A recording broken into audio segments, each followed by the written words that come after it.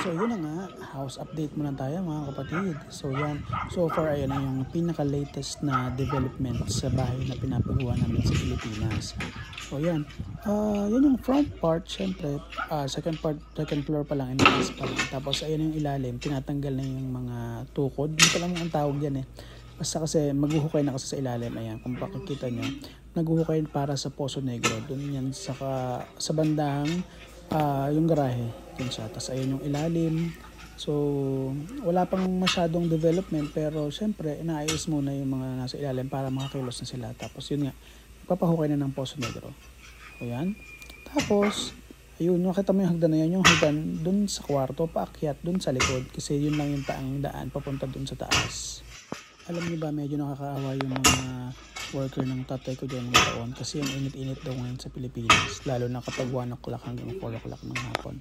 Kaya swerte na rin talaga na paminsan-minsan kumukulimlim, pero most of the time mainit. So yun, ngayong ilalim, marami pang gamit sa baba, kasi pero iakyat yun kasi lalagyan na ng slab yung itaas. So unti-unti nang hinahakot yung mga kahoy na yan, kasi gagamitin din yung parehong kahoy na ginamit nung nag-slab ng second floor. So yan, di ba? Medyo malaki siya pala. Sa totoo lang. Actually, hindi ko pa siyempre nakita in person yan. Nandito kami sa malayong lugar. So, yan yung lalagyan ng hagdan yan, paakyat doon sa second floor para doon sa 2 kwarto na maliit ng mga kapatid ko. Tapos, ayun na nga. Di ba? Champion na.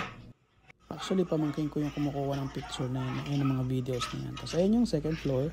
So, kinukuha namin yung second floor, paakyat para meron tayong house tour kahit hindi pagawa. So, yun yung hagdan. Merong hagdan paakyat dyan. By the way, yung baba na nakita nyo kanina, doon nga pala yung mga nagpulang ko. Tapos dito kami sa second floor ng asawa ko. So, yan. Diba? Yan yung sala. Tapos, banda doon sa sulok, yun yung dining. Yan nga pala yung tatay ko. Tatay ko yan. So, yung pasimuno ng mga lahat-lahat ng bagay na yan.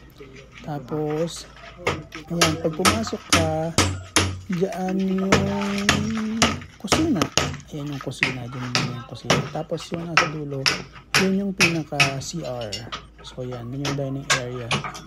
Tapos meron yan hagdan doon pataas sa 3rd floor. So yan, iniikot na tayo, konti-konti. Wala pang masyadong nakikita, kundi hollow blocks. Diba? Tapos, ayan, balik tayo sa yung kitchen tsaka dining area. Tapos, yun na nga. Diba? Yan, may hagdan dyan sa baba. Paakyat dun sa taas. Tapos, ayan, baba na ulit. Balik sa dining, living area. Yan, yung lolo ko yung nakapunta. Ito yung nakapunta. Tapos, dyan yung hagdan pababa. Yan, kasi ano nga, yung nakapagin sa ko. Sa first floor pa yung mga nagulito. Tapos yung asawa ko, tsaka ako dito kami sa second floor, tsaka sa 3rd floor.